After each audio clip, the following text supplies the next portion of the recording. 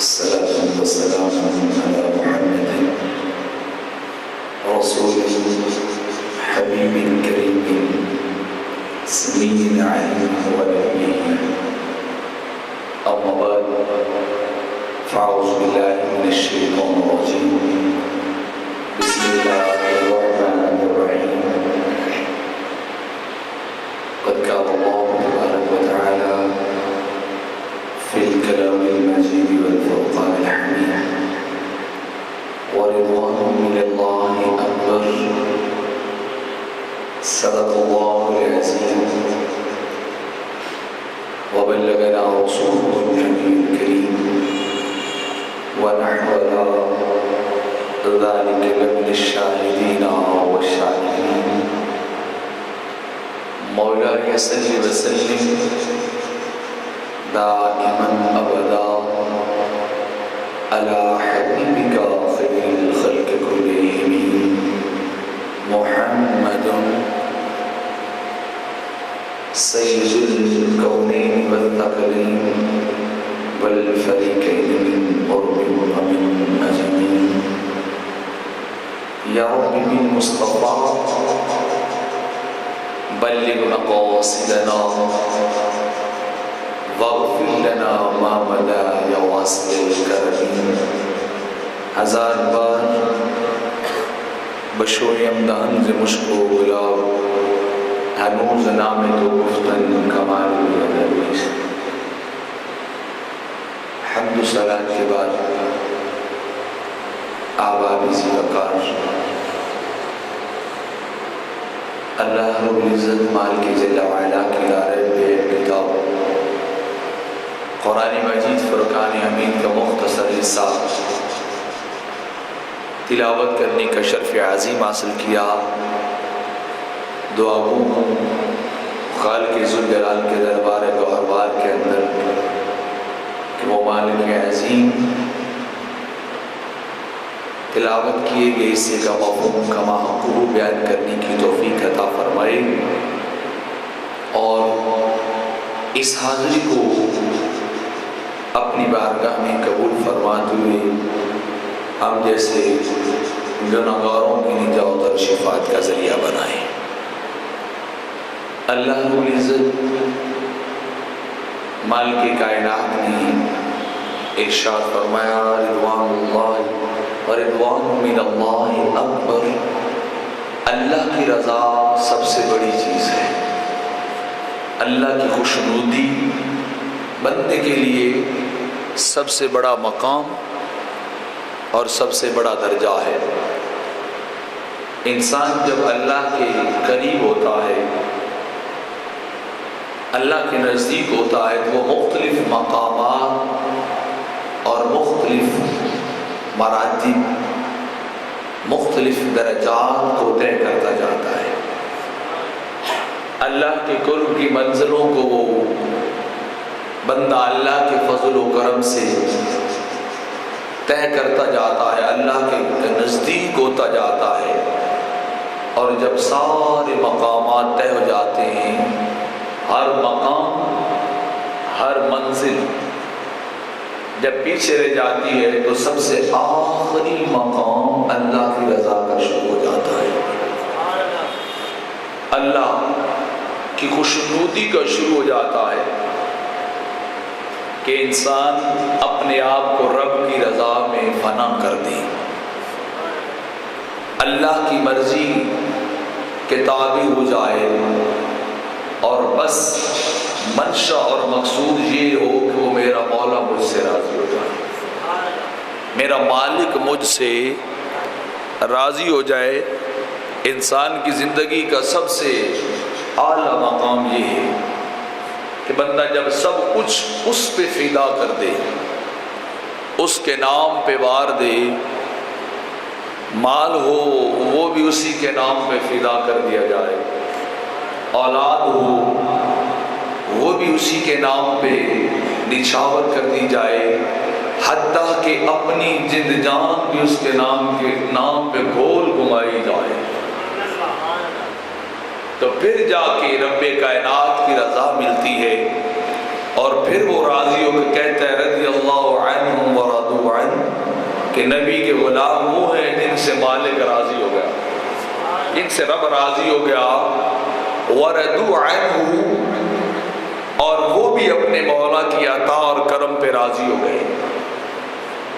تو جب بندہ سب کچھ اپنے محبوب پہ وار دے، اپنے مطلوب حقیقی اور ازلی پہ وار دے، اور اپنی ہستی کو بھی مٹا دے، اپنی ہر چیز سے بندہ دستبردار ہو جائے، کیونکہ رضا ترک الاعتراض علی القضاء، رضا کہتی اسی بات کو ہے کہ اپنا اعتراض بھی ختم ہو جائے، اپنی بات ہی ختم ہو جائے، ہر رنگ میں اس کا عمل اور اس کی بات چلتی رہے۔ ترک الارادہ عند القضاء، اپنے ارادے کو چھوڑ دینا، یہ پہلا درجہ ہے کہ بندہ اپنا ارادہ استعمال ہی نہ کرے، اپنے فعل کو بروئے کار ہی نہ لائے، اور اپنی مرضی، اپنی منشا، اپنا ارادہ، اپنا چاہنا، اپنا فعل سب کچھ چھوڑ کر اس کی رضا پہ راضی ہو جائے۔ ترک الارادہ ایک تعریف یہ بھی کی گئی ہے کہ اپنے ارادے اور اپنی مرضی کو بھی چھوڑ دینا رضا کہلاتا ہے، لیکن یہ پہلا درجہ ہے، اور آخری درجہ یہ ہے کہ پہلے بندہ ارادہ چھوڑ دے، پھر جتنے بھی امتحانات آتے جائیں، جتنی بھی سختیاں اور صعوبتیں آتی جائیں، ارادہ تو بڑا پیچھے رہ گیا، اس زبان پہ کبھی حرف شکایت بھی نہ آئے کہ یہ ہو کیا رہا ہے، یہ چل کیا رہا ہے، یہ اصل معاملہ کیا ہے، کہ ادھر قرب کی منزلیں طے ہو رہی ہیں، ادھر امتحان بڑھتے جا رہے ہیں، ادھر نزدیکیاں عطا کی جا رہی ہیں اور ادھر آزمائشیں بڑھتی جا رہی ہیں، ادھر وصال یار مل رہا ہے، قرب یار مل رہا ہے، کوچہ جانا میں جانا نصیب ہو رہا ہے، اور ادھر ایک آگ کا دریا ہے جس سے گزرنا جا پڑ رہا ہے، جس کو عبور کرنا پڑ رہا ہے۔ فرمایا اعتراض بھی ختم ہو جائے، دل کے اندر کوئی خیال بھی نہ آئے، اس کو رضا کہتے ہیں، اس کو رضا کہتے ہیں۔ اور یہ اللہ کا قانون رہا ہے، شروع سے لے کر وہ اپنے یاروں کے امتحان بھی لیتا ہے، اپنے پیاروں کو وہ امتحانوں کے اندر ڈال کر، انہیں پرکھ کر، پھر کائنات کو دکھاتا ہے، دنیا والوں دیکھو فلاں مجھ سے کتنا پیار کرتا ہے، فلاں میرا کتنا بڑا عاشق ہے کہ اس نے سب کچھ فدا تو کر دیا، قربان تو کر دیا، لیکن اعتراض بجا لایا، اعتراض اٹھایا نہیں ہے، کوئی حرف شکایت زبان پہ لایا نہیں ہے، جیسے میں چاہتا گیا بس وہ ویسے ہی کرتا گیا، جیسے میری رضا ویسے میرے اس عاشق کی رضا، جیسے میرا چاہنا میرے اس طالب کا بھی ویسے چاہنا، جیسے میری منشا اسی طرح میرے اس محب کی بھی منشا۔ اب اس نے سب کچھ میری ذات اور میرے نام پہ فدا قربان کر دیا ہے، اب تم گواہ رہنا میں رب اس بندے سے راضی ہو گیا ہوں۔ یہ شروع سے رب کائنات کا قانون رہا ہے کہ جتنا بندہ اعلیٰ مقام کا حامل ہوتا ہے، امتحان بھی اتنا بڑھتا ہے، درد بھی اتنا بڑھتا ہے، اور کیفیت عجب ہے، قصہ عجب ہے، ادھر درد بڑھتا ہے ادھر عشق بڑھتا ہے، ہائے ہائے، ادھر درد بڑھتا ہے ادھر عشق بڑھتا ہے، ادھر تکلیف بڑھتی ہے ادھر اس کا پیار بھی موجوں پہ آ جاتا ہے، ادھر درد کی کیفیت کے اندر جیسے جیسے زیادتی ہوتی جاتی ہے ادھر ذوق بھی بڑھتا ہے، اس سے ملنے کا شوق بھی بڑھتا ہے، اس سے ملنے کا بولیے شوق بھی بڑھتا ہے. حالانکہ لوگ سمجھتے ہیں شاید کسی گناہ میں پھنسے، نہ وہ تو یاروں کو آزماتا ہے، آزما کے دنیا والوں کو دکھاتا ہے. دیکھ لو میرا عاشق کیسا ہے کہ اس نے سب کچھ فدا کیا، اس نے سب کچھ قربان کیا، اور بس میں خدا کو راضی کیا ہے، میں خدا کو راضی کیا ہے. تو یہ خدا کا قانون رہا ہے، یہ سنت خدا جاری رہی ہے کہ وہ اپنے پیاروں کو جتنا پیار دیتا ہے نا اتنا آزما بھی لیتا ہے. وہ جتنا بندہ اس کے قریب ہوتا ہے دکھ درد بھی اتنا ہی بڑھ جاتا ہے، تکلیفیں بھی بڑھ جاتی ہیں. پر یہ تکلیف وہ ہے جس کو سہ کے سامنے جا کے جانا ملتا ہے.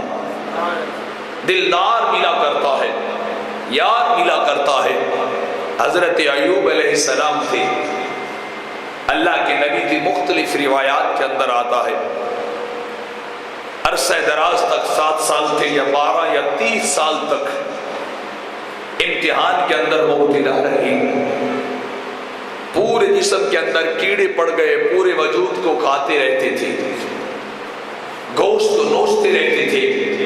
اور آپ نے کبھی حرف شکایت زبان پہ نہیں لائے تھے آپ، بلکہ جو کیڑا جسم سے نکل کے گرتا ایوب علیہ السلام اٹھاتے اسے بدن میں رکھ لیتے، اسے اپنے جسم میں رکھ لیتے اور فرماتے کہ تو گرنے کے لیے نہیں بھیجا گیا ہے، تجھے تو ایوب کے بدن میں بھیجا گیا ہے، تو وہاں کیوں جاتا ہے؟ تجھے یہاں آنا چاہیے. میں جانتا ہوں تو خود نہیں آیا، تجھے کسی نے بھیجا ہے، تجھے کسی نے بنایا ہے اور بھیجا ہے تجھے کہ جا کے ایوب کا امتحان دے رہا ہے. تو 30 سال تک یا کم و بیش اتنے عرصے میں امتحان میں مبتلا رہے، ایک کیڑا بھی جسم سے گرنے نہیں دیا ہے، ایک کیڑا بھی گرنے نہیں دیا ہے جسم سے. وہ جسم کے اندر رکھتے رہے ہیں. جب صحت یاب ہو گئے تو کسی نے پوچھا کہ حضور بتلائیے وہ بیماری کے ایام بہتر تھے یا تندرستی کا عالم بہتر ہے؟ یہ صحت یابی بہتر ہے یا وہ بیماری بہتر ہے؟ آپ ہمیں اس کی تو وضاحت فرما دیں کہ حضور بیماری اچھی تھی یا کہ پھر صحت یابی اچھی ہے.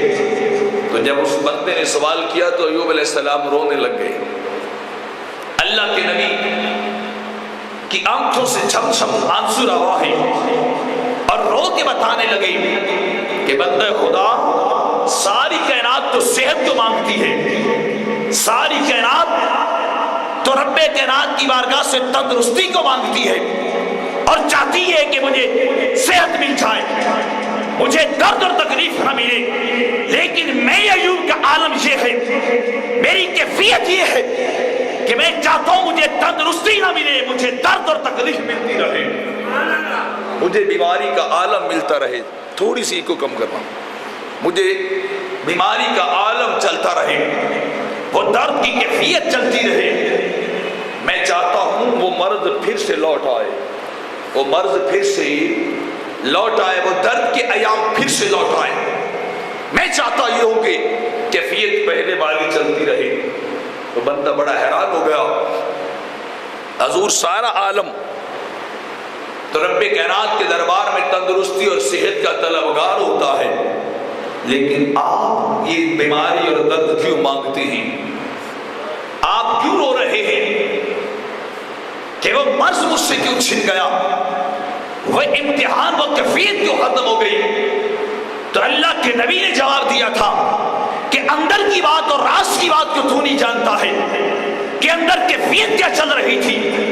کیفیت یہ تھی کہ ادھر 30 سال تک اگر امتحان بھی چلتا رہا ہے، اگر درد بھی چلتا رہا ہے اور میری تقریر بھی چلتی رہی ہے، لیکن عالم یہ تھا جب صبح ہوتی تو رب کائنات خود عرش کے پاس سے مجھ سے پوچھتا تھا، بتا ایوب تیرے درد کا حال کیا ہے، بتا تیرے درد کا حال کیا ہے.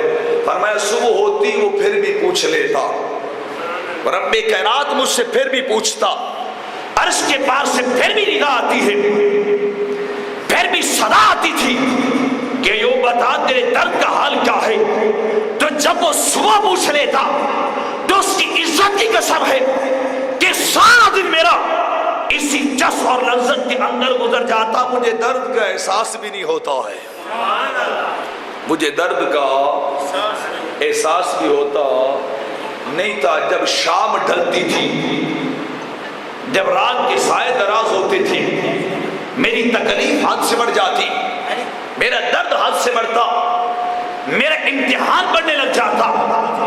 جب درد امتحان میں چلا جاتا، پورے عروج کے اوپر چلے جاتا، اس وقت پھر عرش کے پار سے مالک کی آواز آتی، بتا ایوب تیرے درد کا حال کیا ہے، تیرے درد کی کیفیت کیا ہے، تیرے مرض کا عالم کیا ہے، تیرے امتحان کے احوال کیسے گزر رہے ہیں۔ آپ فرمانے لگے کہ جب شام کا پوچھا جاتا تھا تو پھر بھی ساری رات میری اسی کیف و مستی کے اندر گزر جاتی، درد کی کیفیت کا احساس ہوتا نہیں تھا، درد کا احساس ہوتا نہیں تھا، بس رات بھی اسی مستی میں گزر جاتی، دن بھی اسی مستی میں گزر جاتا۔ تو جب سے وہ درد گیا ہے، جب سے وہ امتحان اور تکلیف گئی ہے، مالک کا پوچھنا بھی ختم ہو گیا ہے، مالک کا پوچھنا بھی بند ہو چکا ہے۔ اب میں منتظر رہتا ہوں، جب فجر ہوتی ہے تب بھی میری نگاہ، میری سماعت اوپر آسمان کی طرف متوجہ رہتی ہے کہ شاید آج وہ پھر پوچھ لیں، بتا ایوب تیرے درد کا حال کیا ہے، تیری کیفیت کا حال کیا ہے، تیرے مرض اور تیرے امتحان کا عالم کیا ہے۔ جب شام ڈھل جاتی ہے میں پھر ادھر توجہ لگا کے بیٹھتا ہوں کہ شاید میرا مالک آج پھر پوچھ لے کہ بتا ایوب تیرے درد کا حال کیا ہے، تیری کیفیت کیا ہے۔ تو جب سے وہ درد گیا ہے ان کا پوچھنا بھی بند ہو گیا ہے، ان کا پوچھنا بھی بند ہو گیا ہے، بتا میں درد مانگوں یا صحت مانگوں۔ جب سے صحت ملی ہے، جب سے آرام ملا ہے، اس نے پوچھا تک نہیں ہے۔ تو جب تک بیمار رہے تھے وہ خود پوچھتا تھا، وہ خود حال احوال پوچھتا تھا۔ تو اپنے آپ کی مرضی اور منشا کو، ہر چیز کو اس کی مرضی اور منشا کے اندر فنا کر دینے کو رضا کہتے ہیں، ہر چیز کو فنا کر دینے کو رب کی بولیے رضا کہتے ہیں۔ رب کائنات خود فرماتا ہے اتبعوا رضوان اللہ، لوگوں اللہ کی رضا کے پیچھے چلو، اپنے ارادے کو چھوڑو، اپنی مرضی کو بھی چھوڑ دو، اپنے چاہنے کو بھی چھوڑ دو، اپنے فعل کو بھی چھوڑ دو، اور کرو کیا، اتبعوا رضوان اللہ، اپنا آپ فنا کر دے، رب کا بندہ کامل ہو جا، رب کی رضا کو ڈھونڈنے والا بن جا۔ جب تو رب کی رضا کو کے پیچھے چلنے والا بن جائے گا، واللہ ذو فضل عظیم، رب کائنات ارشاد فرماتا ہے پھر رب کا فضل عظیم بندوں کو عطا کر دیا جاتا ہے۔ رب کائنات اپنا فضل عظیم اپنے بندوں کو عطا کرتا ہے، کب جا کے، جب بندے اس کی رضا پہ راضی ہو جاتے ہیں، اس کے مرضی اور منشا پہ چلنے لگ جاتے ہیں۔ ذنون مصری رحمت اللہ تعالی علیہ، آپ سے کسی نے پوچھا تھا حضور بتلائیے کہ رضا کب آتی ہے، رب کی رضا کب ملتی ہے، مقام رضا کیا ہے؟ ذنون مصری رحمت اللہ تعالی علیہ سے پوچھا گیا تھا، تو آپ نے ارشاد فرمایا اس کی 3 علامتیں ہیں۔ رب کی رضا کی کتنی علامتیں بولیے؟ 3 علامتیں۔ فرمایا پہلی علامت یہ ہے کہ رب کی قضا سے پہلے بندہ اپنا اختیار چھوڑ دے، اپنا ارادہ بھی چھوڑ دے۔ فرمایا اپنا فعل بھی رب کائنات کے فعل سے پہلے بندہ چھوڑ کے اپنے آپ کو اس کے سپرد کر دے۔ پہلی علامت یہ ہے کہ بندہ قضا سے قبل اپنا فعل بھی چھوڑ دے، تب بندے کی رضا اللہ کی رضا کے تابع ہونے لگ جاتی ہے۔ اور دوسری علامت کیا ہے؟ تو ذنون مصری فرماتے ہیں اس قضا کے آنے کے بعد فرمایا تلخی کو محسوس بھی نہ کیا جائے، درد کا اظہار بھی نہ کیا جائے، فرمایا تکلیف کی شکایت بھی لوگوں کے سامنے، کے سامنے جا کے نہ کی جائے۔ فرمایا امتحان جتنا بھی ہو، جیسا بھی ہو، جتنا سخت بھی صحیح، فرمایا بندہ ہنس کے سہتا جائے، کیونکہ بندہ امتحان کو نہیں دیکھتا، امتحان دینے والے مالوں کو دیکھ رہا ہوتا ہے، بندہ اس کو دیکھنے والا ہو۔ فرمایا تلخی کا احساس بھی نہ ہو، اظہار بھی بولیے نہ ہو، درد کو ہنس کے سہا جائے، امتحان سے ہنس کے گزرا جائے۔ جے سوہنا میرے دکھ وچ راضی تے میں سکھ نو چلے، بولیے ذرا جے سوہنا میرے دکھ وچ راضی تے میں سکھ نو۔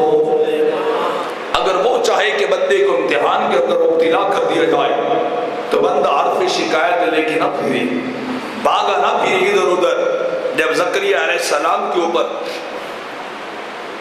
آرا چلایا جانے لگا تو آرے کی پہلی نوک جب ساتھ تک پہنچی تو آپ نے آہ کی کہ مجھے درد ہوئی، تو ادھر سے آواز آ گئی، فرمایا میری بندے عاشقوں کا تو مقام یہ ہے، محبت کرنے والوں کا درجہ یہ ہے، ان کا حال احوال یہ ہے کہ وہ جتنی بھی تلخی آ جائے، جتنی بھی تکلیف اور درد آ جائے، جتنی بھی سختی آ جائے، حتیٰ کہ اپنی جان سے بھی اگر گزرنا پڑ جائے اور جان کا نذرانہ بھی دینا پڑ جائے تو وہ اف بھی نہیں کیا کرتے ہیں، درد کا اظہار بھی نہیں کیا کرتے ہیں۔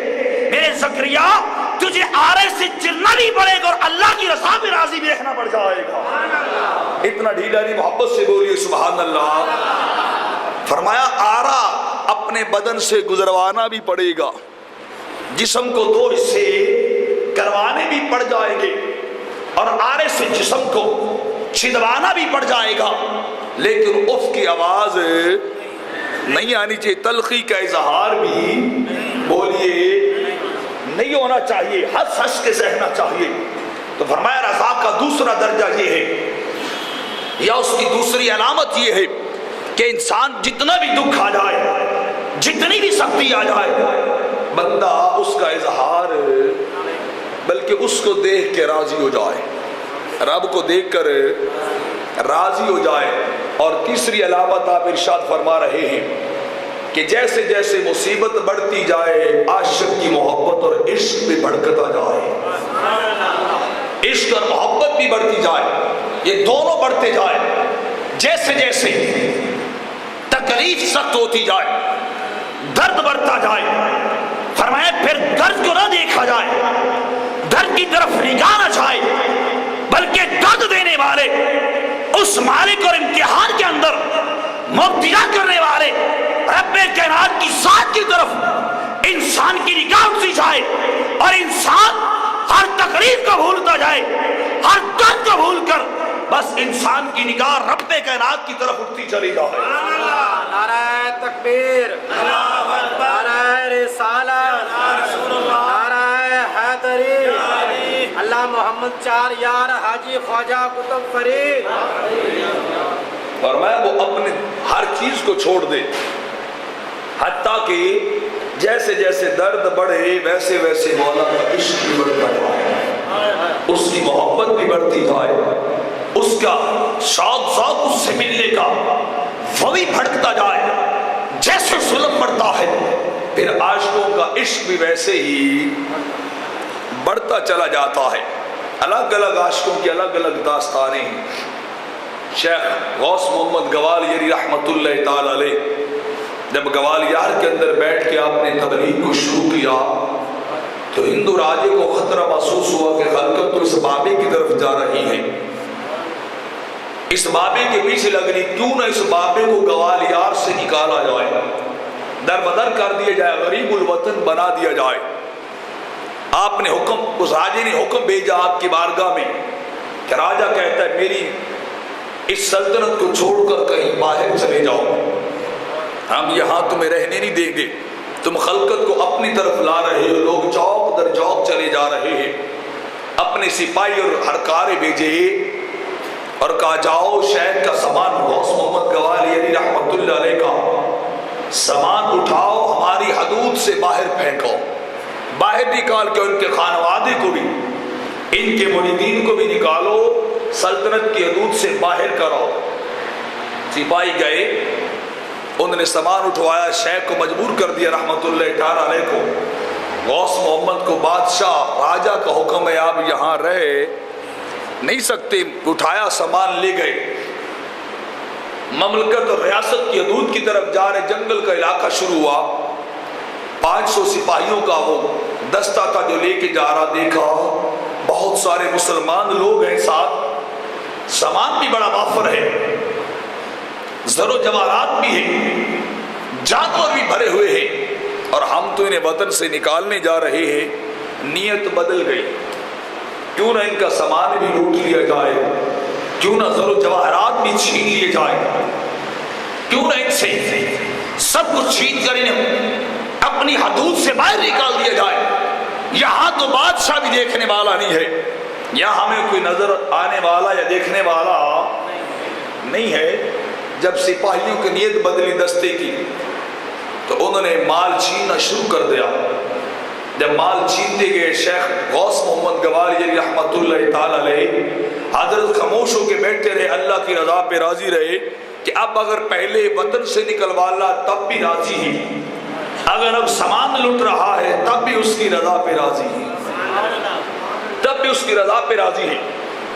سپاہی قافلے کو لوٹتے رہے, سامان آہو بقا جاری رہی, سامان چھینا جاتا رہا, حتیٰ کہ شیخ غوث محمد گوالیری رحمت اللہ تعالی علیہ کی نواسی آپ کے پاس بیٹھی ہوئی تھی. پہلے تو شیخ چپ کر کے سہتے رہے. ایک بدبخت دوڑا, بچی کے کانوں کو ہاتھ ڈالا, بالیاں کانوں کی چھیننے لگا. تو بچی نے دردناک چیخ ماری کہ بابا مجھے لوٹ رہے ہیں, میرے کانوں تک کا ہاتھ پہنچا ہے. بس شیخ کو اسی وقت غوث محمد گوالیری کو جلال آیا, اپنا آسا اٹھایا, یوں گھمایا اور 500 کی گردنیں تن سے جدا کر ڈالی. 500 کا 5 دستہ پورے کا پورا قتل کر ڈالا.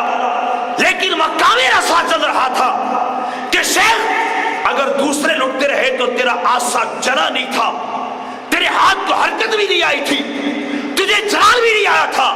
لیکن جب اپنی نواسی کی باری آئی, شیخ تو نے ہاتھ نہیں اپنا آسا ہی تلوار بنا کے چلا ڈالا. لیکن شیخ مقام رضا پہ جا کے لڑ کھڑا گئے کہ اگر اپنی نواسی اس کے کان بھی چد جاتے, پھٹ جاتے تو اس ادھر دیکھنا تھا, ادھر دیکھنا نہیں تھا. نگاہ ادھر رہتی اس کی رضا پہ, ادھر کبھی بھی لوٹ کے نہ آتی.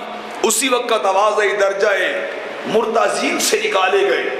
باری تعالیٰ ہوا کیا ہے, فرمایا باقی جو لٹتے رہے تھے, باقیوں کی آہو بکا جو سنائی دیتی رہی تھی, باقیوں کی چیخ و پکار بھی آتی رہی تھی, شیخ کی توجہ اتنی دیر تک ان کی طرف نہیں گئی تھی, توجہ ہم کی طرف رہی تھی. اور جب اپنی ذات کی باری آئی, توجہ ادھر سے کیوں ہٹ گئی, توجہ ادھر سے کیوں ہٹ گئی؟ فرمایا سب کچھ لٹ جاتا, بس توجہ پھر بھی ادھر ہی رہ جاتی, توجہ پھر بھی ادھر رہ جاتی, ادھر دیکھا نہ جاتا. تو عاشقوں کے امتحانات چلتے رہتے ہیں.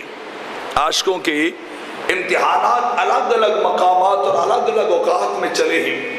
بابا صاحب رحمت اللہ تعالی علیہ کے شیخ کریم خواجہ بختیار کاکی رحمت اللہ علیہ کا جب یہ مقام آیا رضا کا, تو آپ قوال نے شعر پڑھا تھا, کشتگان خنجر تسلیم را ہر زمان از غیب جان دیگر است.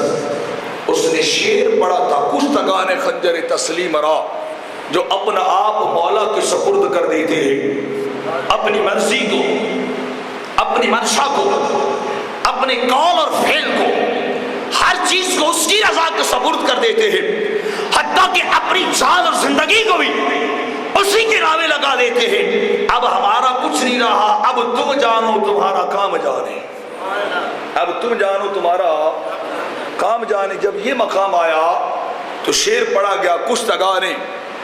شیخ احمد جام رحمت اللہ علیہ کا کلام تھا کہ کشتگان خنجر تسلیم را ہر زمان از غیب جان دیگر است. جب اللہ کی رضا اور تسلیم کی بات آئی کہ جو اللہ کی رضا کے سامنے اپنے آپ کو سپرد کر دیتے ہیں, اپنے آپ کو جھکا دیتے ہیں, اپنے آپ کو فدا کر دیتے ہیں, جب قوال نے یہ شعر پڑھا بختیار کاکی رحمت اللہ علیہ کی روح پرواز کر گئی, روح نکل کے عالم بالا کی طرف چلی گئی. عالم بالا کی طرف روح پرواز کرتی جا رہی ہے، ادھر روح پرواز کرتی جاتی ہے، اور جب دوسرا شعر پڑھا جاتا ہے کہ ہر زمان از غیب جاری دیگر است، لوگوں جو اس کے نام پہ اپنے آپ کو فدا کر دیا کرتے ہیں، اپنی جانوں کی نذرانے دیتے ہیں، لوگوں وہ مرا نہیں کہتے ہیں، انہیں تو ہر لمحے نئی زندگی عطا کر دی جاتی ہے۔ اتنا ڈھیلا نہیں، اونچی بولیے، محبت سے بولیے سبحان اللہ۔ فرمایا جو اپنے آپ کو اس کے سپرد کر دیتے ہیں، لوگوں وہ مرا نہیں کرتے، انہیں تو زندگیاں نہیں عطا کر دی جاتی ہیں، انہیں تو زندگیاں ہی نہیں عطا کر دی جاتی ہیں جو اس کے سپرد کرتے تھے اپنے آپ کو۔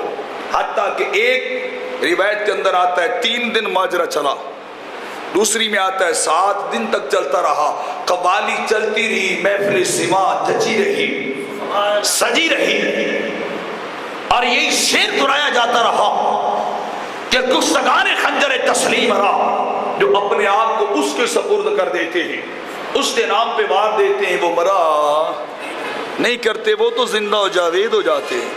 اس لیے تو بلے شاہ فرماتے وے بلیا اسا مرنا نہ ہی، وے بلیا اسا مرنا نہ ہی، گور پیا کوئی اور جو اس کے سپرد ہو جائے، وہ چاہے جذبہ وہ میدان جہاد کے اندر چلا جائے، چاہے وہ کسی اور جگہ بیٹھا ہو، بس چاہیے اتنا کچھ ہے کہ رضا رب کی چلتی رہے، امر بھی رب کائنات کا چلتا رہے، منشا بھی رب کائنات کی چلتی رہے۔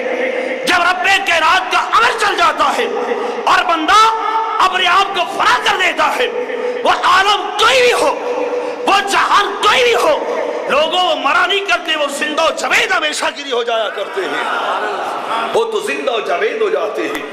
تو ان کی جب رضا چلی تو 3 دن بعد جا کے یا 7ویں دن بعد جا کے کمال کے منہ پہ جا کے ہاتھ رکھا گیا، بس کر، ہائے ہائے بس کر، 7 دن گزر گئے، کبھی روح آتی ہے کبھی چلی جاتی ہے، کبھی روح آتی ہے کبھی چلی جاتی ہے۔ سنا ہے نا روح کا نکلنا بڑا مشکل ہے، پر عشق کا دھسکا لگ جائے یہ جاتی نظر بھی نہیں آتی، عشق کا رگڑا لگ جائے یہ آتی جاتی ہے، خود رقص کرتی ہے، مولا مجھے کہیں اور چین نہیں آتا ہے، باری تعالیٰ مجھے سکون نہیں ملتا ہے، مجھے وہاں لٹا جہاں جس سے خاکی سے نکال کے لایا تھا، جہاں سے باہر نکالا تھا، مولا مجھے وہاں لے جا، وہاں سواد ڈاڈھا آتا ہے، وہاں سکون بڑا آتا ہے، مجھے وہاں لے جا۔ تو یہ امتحانات کی بات کر رہا ہوں۔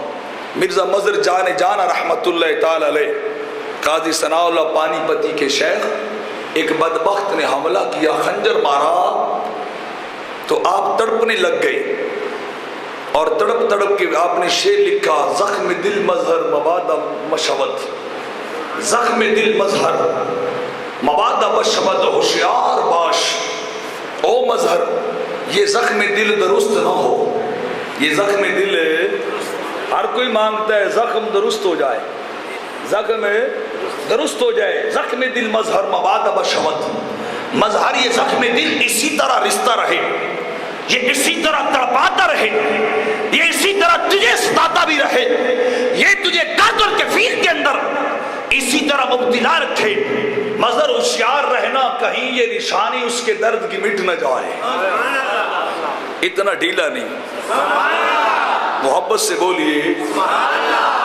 کہ زخم دل مظہر مبادہ بشبد، ہوشیار باش، ذرا ہوشیار رہنا یہ درد ختم نہ ہو جائے، یہ تکلیف مک نہ جائے، یہ امتحان ختم نہ ہو جائے، اور میں جانتا ہوں کہ جراحت یادگار ناب کے مشکاس، مظہر تم جانتے ہو یہ زخم کہیں عام سے نہیں ملا، یہ کسی اور نے درد نہیں دیا ہے، یہ امتحان کسی عام نے نہیں دیا ہے، یہ تکلیف تجھے کسی عام نے نہیں دی، یہ تیرے ازلی محبوب نے تجھے تکلیف اور امتحان دیا ہے۔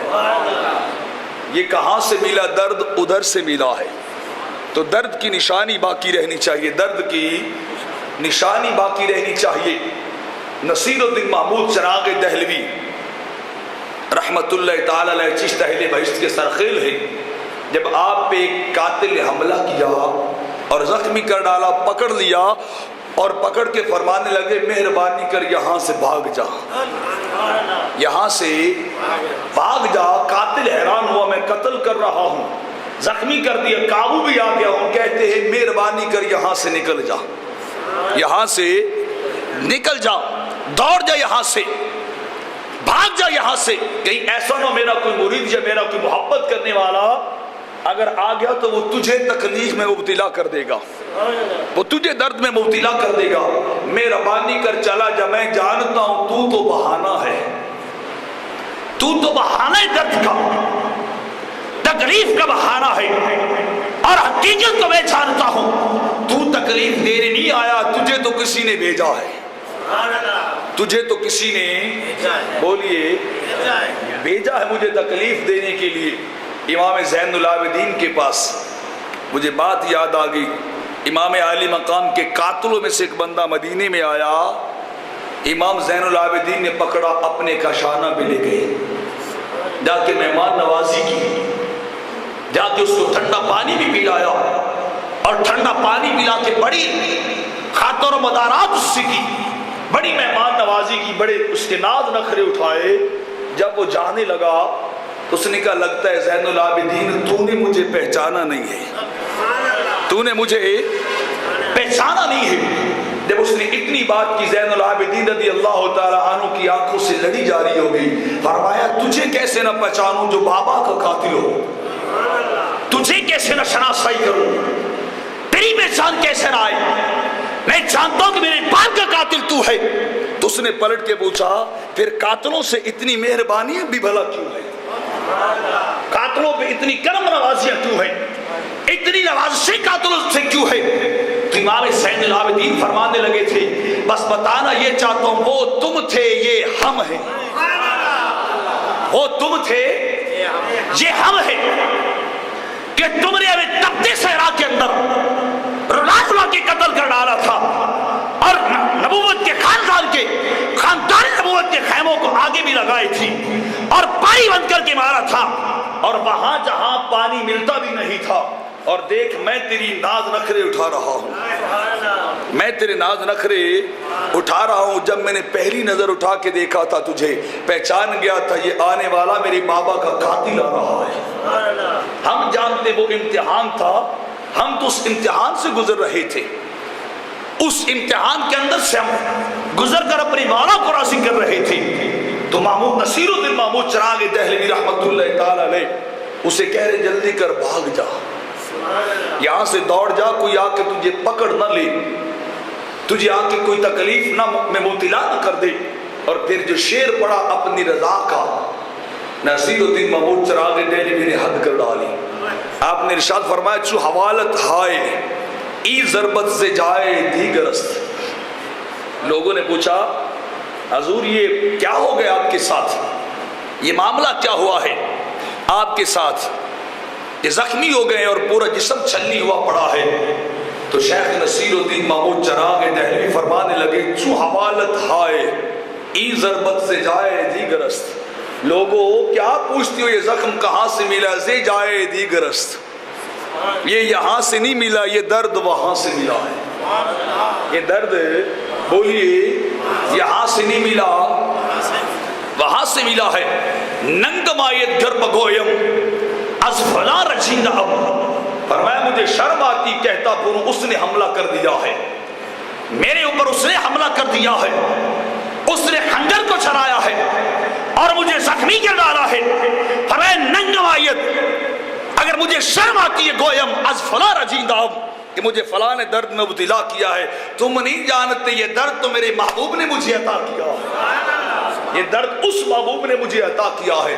تم اس کے نشان ادھر ڈھونڈتے پھر رہے ہو، تم اس کے نشان ادھر ڈھونڈتے پھر رہے ہو، یہ درد ہمیں وہاں سے ملا ہے، یہ درد ہمیں بولیے وہاں سے ملا۔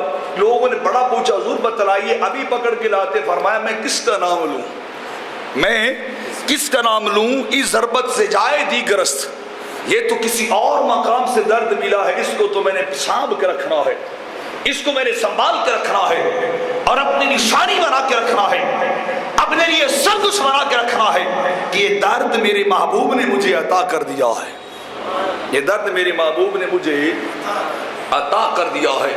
تو رضا یہ ہے کہ انسان امتحان سے گزر جائے لیکن کلمہ اف بھی زبان پہ، بولیے زبان پہ نہ لائے۔ یہ رضا کا ادنا مختصر سا مفہوم سمجھ لینے کے بعد اب چلیے کربلا کی طرف، اب چلیے کرب و بلا کی طرف۔ لوگ تو عجب تعویلات کرتے ہیں، عجب عجب باتیں کرتے ہیں کہ اتنے معصوم تھے، شہزادگان تھے، میرے نبی کے کندھوں پہ سواری کرنے والے تھے، اور نبی ان کے لیے جنت کی سرداری کی بشارت دینے والے تھے، لیکن بات یہ کہ پھر اتنے بڑے امتحان سے گزارے کیوں گئے؟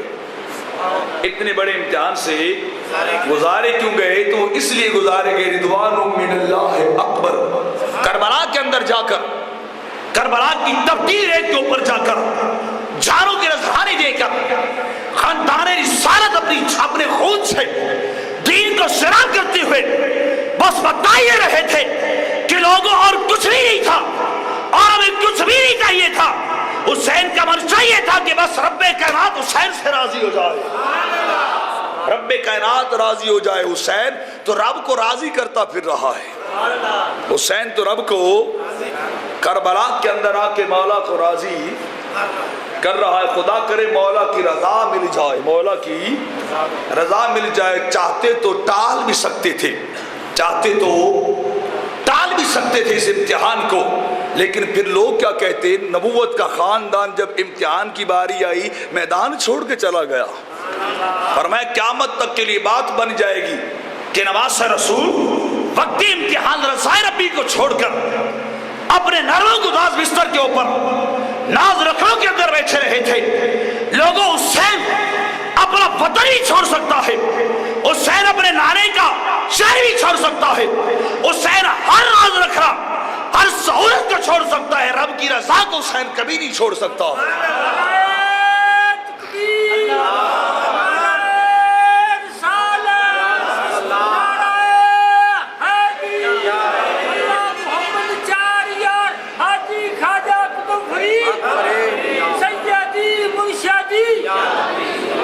بتانا یہ تھا کہ یہ مقام رضا تھا۔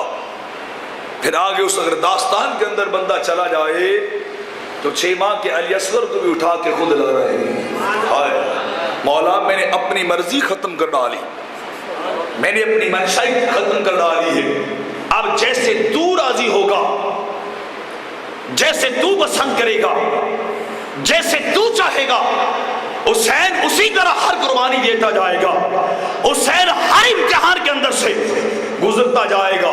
حسین اپنے وطن کو بھی چھوڑ آیا ہے، اور وطن وہ تھا جہاں نانا بستے تھے، جہاں باپ بستے تھے، جہاں والدہ بھی رہتی تھی، وہ وطن بھی چھوڑنا پڑا تو چھوڑ کے آ گئے، وطن بھی چھوڑنا پڑا تو امام عالی مقام چھوڑ کے آئے۔ مولا تو اگر ہمیں غریب الوطن کرنا چاہتا ہے، تو اگر صحرا کے اندر لانا چاہتا ہے، تو اگر چاہتا ہے کہ بس محدت ڈر ہو اور آگے ہزاروں کی فوج کھڑی ہو، ہزاروں بدبخت اور یزیدی کھڑے ہو، اور مقابلے کا کوئی رجحان بنتا نہ ہو، مقابلے کی کوئی تک بندی بنتی نہ ہو، مولا حسین ان کو نہیں دیکھے گا، حسین تو تجھے دیکھے گا، حسین تو تجھے دیکھے گا، حسین تو تیری رضا کو دیکھے گا، حسین تو تیری ورشا کو دیکھے گا، حسین تیرے ہر امتحان پہ صبر کرتا ہوا گزر جائے گا، اور بس چاہے گا یہ کہ مجھ سے میرا مولا راضی ہو جائے، مجھ سے میرا مولا راضی ہو جائے۔ مولا اگر پانی بند ہو گیا تو کیا ہوا؟ پانی بند ہوا تو کیا ہوا؟ ادھر امتحان بڑھے گا، ادھر حسین کا عشق بھی بڑھ جائے گا، ادھر سختیاں بڑھیں گی، ادھر عشق بھی بڑھتا جائے گا، ادھر پہرے بڑھتے گئے، ادھر عشق کے مطالبات بھی بڑھتے گئے، ادھر رب کی رضا بھی اپنے پورے جوبن پہ کھل کے سامنے آ چکی تھی کہ حسین تجھے ہر چیز قربان کر کے، تجھے سب کچھ فدا کر کے بس ایک مولا کو راضی کرنا پڑے گا، ایک مولا کو راضی کرنا پڑ جائے گا۔ تو حسین پیچھے ہٹے بولی ہٹے نہیں مولا جے تو سکھ دکھ وچ راضی جے مولا تو دکھ وچ راضی تے میں سکھ نو چلے ڈاواں مالک تو اس بات پہ راضی کہ پانی 3 دن تک بند کر دیا جائے ہم بھیک مانگنے نہیں جائیں گے بھیک مانگنے چند قطروں کی بھیک نہیں مانگیں گے ورنہ پانی کی اوقات کیا تھی کہ پانی چل کے کیوں نہ آتا پانی چل کے کیوں نہ آتا جن کے لباس جنت سے اتارے جائے جن کو سرداریہ جنت کی عطا کر دی جائے اور جن کا دادا اگر مکے کی سخت پہاڑیوں کو ایڑی مارے پانی تڑپ تڑپ کے نکل کے باہر آ جائے جس کا دادا ایڑی رگڑے جس خانوادے کا باپ ایڑی رگڑے مکے کی پہاڑیوں سے پانی ابل ابل کے باہر آ جائے لوگوں ان پہ پانی فرات کا بند کیسے ہو سکتا ہے بند کبھی نہیں ہو سکتا فقط رضا یہ تھی کہ امتحان بھی لینا ہے لینا بھی پیاسے ہے لینا بھی پیاسے ہے اس امتحان کے اندر سے گزارا جا رہا تھا اور حسین تو رب کی رضا کے طالب بن رہے تھے حسین علی اکبر کو قربان کر دیا قاسم کو قربان کر دیا علی اصغر کو بھی قربان کر دیا حتیٰ کہ اپنی جان کا نذرانہ بھی رب کی راہ میں پیش کر دیا مالک کائنات تو اگر اس بات پہ راضی ہے اور تو چاہتا ہے کہ حسین قربان ہو جائے لیکن قربانی تو میں دے رہا ہوں بس شرط یہ مولا تو مجھے مل جائے تو مجھے مل جائے جب اہل جنت کے اندر جائیں گے تو رب کائنات ان کو بلائے گا بلا کے فرشتے لائیں گے رب کے دربار میں تو رب کائنات فرمائے گا سلونی اے اہل جنت مانگو مجھ سے کیا مانگتے ہو سوال کرو مجھ سے کیا سوال کرتے ہو رب کائنات کے دربار گوہربار میں انہیں خاص نوروں سے جب نوازا جائے گا تو رب کائنات ان کی طرف متوجہ ہوگا ایک طرف اہل رضا ہوں گے دوسری طرف رب کائنات ہوگا آمنا سامنا ملاقات چل رہی ہوگی ایک طرف رب کائنات بے نقابوں کے بے حسابوں کے سامنے آئے گا اور دوسری طرف اہل رضا جنہوں نے اپنی ہر مرضی اور ہر چیز کو رب کی ذات اور مرضی میں فنا کر دیا تھا جب جنت کے اندر بھیجے جائیں گے پھر انہیں رب کائنات اپنی ملاقات کے لیے بلائے گا رب کائنات اپنی ملاقات کے لیے بلائے گا اور ان سے فرمائے گا سلونی مانگو کیا مانگتے ہو بولو سبحان اللہ رب ان سے پوچھے گا مانگو کیا مانگتے ہو وہ مانگنے کی حد کر دیں گے نسألک الرضا مولا اور کچھ نہیں مانگتے تیری رضا مانگ رہے ہیں تجھ سے تیری خوشنودی مانگ رہے ہیں تیری مرضی کے طلبگار ہیں تجھ سے تیری رضا اور مرضی مانگ رہے ہیں رب کائنات پلٹ کے ارشاد فرمائے گا اے اہل جنت یہاں پہنچی تو میری رضا کے صدقے ہو یہاں آئے میری رضا کے صدقے ہو میری رضا نے تو تمہیں اتنا بڑا درجہ مقام عطا کر دیا ہے کہ آج میں بے پردہ کھل کے تمہارے سامنے آ چکا ہوں میری رضائی تو تمہیں یہاں لے کے آئی ہے اور میں خود کہتا ہوں اب رضا سے آگے مانگو اب رضا سے آگے مانگو اور کیا مانگتے ہو اب سوال کرنا تمہارا کام ہے عطا کرنا رب ذوالجلال کا کام ہے اس سے تیری عرض کریں گے مولا تیری رضا مانگتے ہیں تو اللہ فرمائے گا یہاں پہنچے بھی تو میری رضا کے صدقے ہو اس کے علاوہ اور کچھ مانگو اس کے علاوہ اور کچھ مانگو جب وہ پھر سوال کریں گے رب کائنات پھر کہے گا مانگو اور کیا مانگتے ہو وہ پھر پلٹ کے کہیں گے مولا پہلے رضا کم تھی کچھ اور عطا کر دے ہمیں رضا کچھ اور عطا کر دے اس سے بڑھ کر ہمیں اپنی رضا عطا کر دے رب کائنات پھر پلٹ کے جواب دے گا رب ذوالجلال فرمائے گا یہاں آنا میری رضا کے بدلے ہے میرے رضا کے سارے درجے اور سارے مقامات تمہیں عطا کر دیے ہیں فرمایا رضا تو عطا کر چکا ہو کہ اب جنت ہی مل چکی ہے اب میرا دیدار ہی مل چکا ہے بس اب اور مانگو کیا مانگتے ہو اور مانگو کیا مانگتے ہو پلٹ کے کہیں گے مولا بس اور کچھ نہیں مانگتے بس یار تیری رضا مانگتے ہیں یا تجھے تجھی سے مانگتے ہیں بس اور کچھ نہیں مانگتے اور کچھ نہیں مانگتے تو رب کائنات فرمائے گا رضا تو میں نے عطا کر دی تم نے اپنا آپ میرے نام پہ فنا کیا میں نے ہر نعمت تمہارے لیے کھول دی ہے اب نعمت تمہیں میں نے عطا کر دی ہے. رب کائنات پھر ان سے ارشاد فرمائے گا جاؤ میری جنت میں نے تمہارے لیے بنا دی, یہاں کسی کو موت نہیں آئے گی, یہاں کسی کو موت نہیں آئے گی. تو اہل رضا کو رب کائنات کا دیدار عطا کیا جائے گا, رب کائنات بے حجاب اور بے نقاب سامنے آئے گا. تو کرب و بلا اور کچھ بھی نہیں ہے, کرب و بلا کے سارے امتحانات, یہ ساری شہادتیں اور خیموں کا جل جانا یہ اور کچھ بھی نہیں ہے, فقط رب کی رضا کا حصول تھا. جتنا بڑا مقام تھا امتحان بھی بولیے اتنا بڑا تھا. تو خاندان رسالت نے امتحان دینے کی انتہا کر دی, امتحان دینے کی انتہا کر دی. پھر اس نے کرم کرنے کی بھی انتہا کر دی, اس نے کرم کی بھی انتہا کر دی. انہوں نے جانے لٹانے میں انتہا کر دی اور ادھر رب کائنات نے کرم کرنے کی بھی انتہا کر دی. اور یہ امتحان اور کوئی نہیں, خود نانا تشریف لا کے دیکھ رہے تھے, خود نبی مشاہدہ کر رہے تھے کہ یہ امتحان کیسا چل رہا ہے. شہید قتل الحسین آنفا, اما جی ام سلمہ کو سرکار خواب میں ملتے, چہرے پہ گردہ یزور, چہرے پہ مٹی کیوں ہے؟ فرمایا ابھی کربلا سے لوٹ رہا ہوں, ابھی کربلا سے لوٹ رہا ہوں, کربلا سے پلٹ رہا ہوں, کربلا سے واپس آ رہا ہوں. تو اس امتحان اور اس اللہ کی رضا کے اصول کو میرے کریم آقا خود دیکھنے کے لیے آئے تھے اور خود مشاہدہ کر رہے تھے. وَرِضْوَانُ مِنَ اللَّهِ اکبر, فرمایا اللہ کی رضا سب سے بڑی. لوگوں اتَّبِعُوا رِضْوَانَ اللَّهِ, رب خود چاہتا ہے دائیں بائیں نہ جا, رب کی رضا ڈھونڈنے جا, رب کا کرم ڈھونڈنے جا. وَاللَّهُ ذُو فَضْلٍ عَظِيمٍ, جب تو اللہ کی رضا ڈھونڈنے جائے گا رب کائنات تجھے اپنی رضا عطا کر دے گا, رب کائنات تمہیں اپنی رضا عطا کر دے گا. آخری ایک شعر پڑھ کے میں اختتام کی طرف آ رہا ہوں, سننا چاہتے ہیں؟ اتنی ڈھیلا نہیں, اونچا بولیے. شاعر کہتے ہیں پرواہ کسی کی نہیں, ہر ایک سے غنی ہوں میں, بنجتنی بنجتنی بنجتنی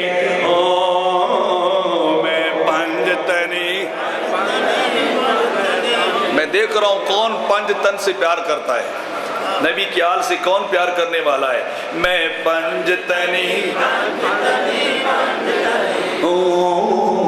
میں پنجتنی پنجتنی ہوں, وابستہ دامانے وابستہ دامانے آل نبی ہوں. میں پنجتنی پنجتنی پنجتنی ہوں, میں پنجتنی. جس کو پنجتن سے پیار نہیں وہ نہ بولے, جو نبی کے آل کا غلام ہے وہ دل کھول کے بولے. میں پنجتنی پنجتنی ہوں, میں پنجتنی. پرواہ کسی کی نہیں, پرواہ کسی کی نہیں, ہر ایک سے غنی ہوں میں. پنجتنی پنجتنی پنجتنی ہوں میں, پنجتنی پنجتنی پنجتنی ہوں. پرواہ کسی کی نہیں, پرواہ کسی کی نہیں, ہر ایک سے غنی ہوں میں. پنجتنی ہوں. پنجتن دو ہے, ایک آل نبی سے, دوسرا صحاب نبی سے. ایک آل نبی کے سنی ہوئے جو دو پنجتن مانتے. کتنے مانتے ہیں؟ دو. ایک آل نبی سے, دوسرا اصحاب نبی سے. میں پنجتنی پنجتنی پنجتنی ہوں, وابستائیں وابستائیں اصحاب دامانے, وابستائیں دامانے اصحاب نبی ہوں میں. پنجتنی پنجتنی پنجتنی ہوں میں, پنجتنی پنجتنی پنجتنی ہوں. وابستائیں